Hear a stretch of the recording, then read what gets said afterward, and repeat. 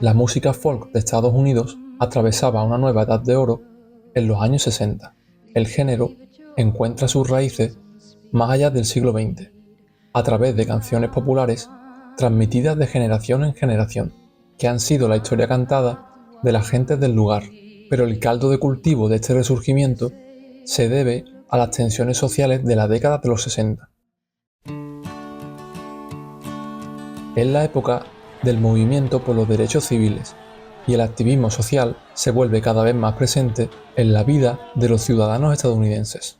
De este modo, el movimiento folk sirvió para dar voz a lo que estaba ocurriendo en la sociedad del país. Especialmente, la ciudad de Nueva York se erigía como un bastión para las nuevas tendencias musicales del momento. Bohemios y artistas se congregaban en torno al Greenwich Village, gestando una escena de música folk que pasaría a la historia. En los bares de Nueva York se podían escuchar a artistas como Bob Dylan, Joan Baez, Dave Van Ronk, Simon y Garfunkel, entre muchos otros. Aunque todos estos artistas produjeron música de gran calidad, ninguno de ellos tiene una historia tan oscura como Jackson C. Frank. A la edad de 11 años, Jackson se encontraba, irónicamente, en la clase de música, cuando la caldera de la escuela estalló, provocando un incendio. Este accidente acabó con la vida de 15 de sus compañeros, entre ellos su mejor amiga de la infancia. Jackson tendría quemaduras severas esparcidas por todo su cuerpo, y las secuelas del incendio no se apagarían hasta el final de sus días. Mientras se recuperaba en el hospital, una maestra le regaló una guitarra, y eso le cambiaría la vida para siempre, aprendiendo a tocarla en los largos meses que pasó ingresado. Con 21 años, recibió un cheque por parte de la aseguradora por el valor de $100,000 de la época. Ajustando la inflación, la suma equivaldría a cerca de $1 millón actualmente. Con este dinero, decide viajar a Londres, con la intención de conocer el mundo y la escena musical de la ciudad. En Londres, colaboraría con Bert Jansch, Simon y Garfunkel y Fairport Convention. Logró hacerse un hueco en la escena local de folk y grabaría el único material que editaría en su carrera. Su disco fue producido por Paul Simon en una sola sesión de 3 horas. A causa de su carácter reservado y tímido, durante la grabación, Frank estaba tan nervioso que no quería que nadie lo viese tocar. El productor elegido en este disco, Paul Simon, no era tan conocido en 1965. Había grabado un disco junto a su compañero Garfunkel, que había sido un fracaso y que propició la separación del grupo, pero el éxito le aguardaba a la vuelta de la esquina, cuando el siguiente año lanzase Sounds of Silence, a comienzos de 1966. Pero tan solo un mes antes, era un cantautor desconocido para el gran público. El álbum de Jackson C. Frank se lanzó en diciembre de 1965, el mismo mes en el que se publicó Rubber Soul, de los Beatles.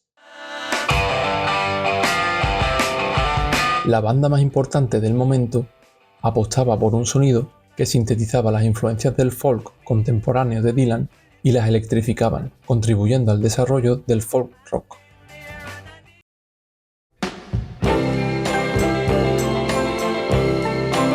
El propio Bob Dylan sacó 2 discos ese año y dejaba atrás progresivamente su pasado como cantante de folk acústico para adentrarse por completo en los terrenos del rock, con la inclusión de más instrumentos eléctricos a sus composiciones. Dylan y los Beatles tendrían una relación simbiótica, influenciándose mutuamente y empujando los límites de sus creaciones. También ese diciembre de 1965, The Byrds lanzaron el álbum Turn, Turn, Turn, que apostaba por la misma propuesta de tomar esas influencias de Dylan y acompañarlas de instrumentos eléctricos, además de unas melodías impecables. Hey, Mr. Tambourine Man. Las versiones de las canciones de Dylan que habían hecho The Byrds propiciaron el cambio en el sonido de Dylan, convencido de que este era el camino a seguir.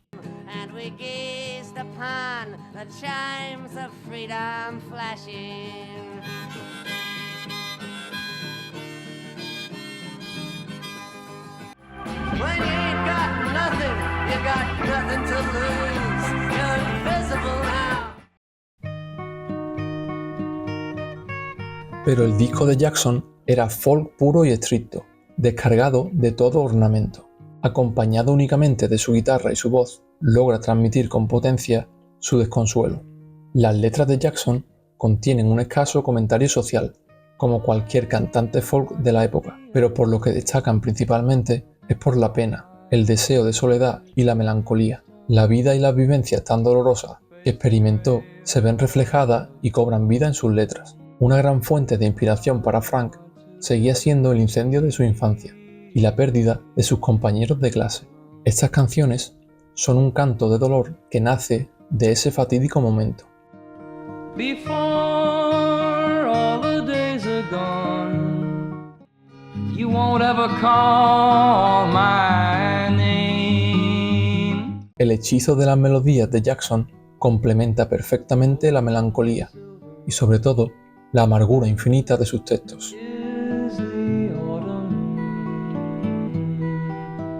Si hubiera que coger una única canción del corto catálogo de Jackson como su estandarte, esa sería sin duda Blues Run the Game, la canción que abre su disco y la que parece resumir la triste vida del cantante con la mayor precisión, la historia de un hombre perseguido eternamente por la tristeza y la tragedia.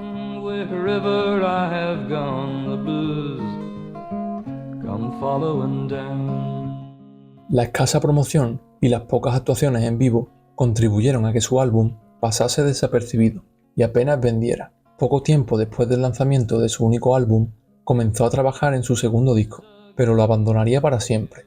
Al volver a los Estados Unidos, se casó y tuvo 2 hijos. Parecía que la tormentosa trayectoria de Jackson llegaba a su fin y que había encontrado un remanso de paz.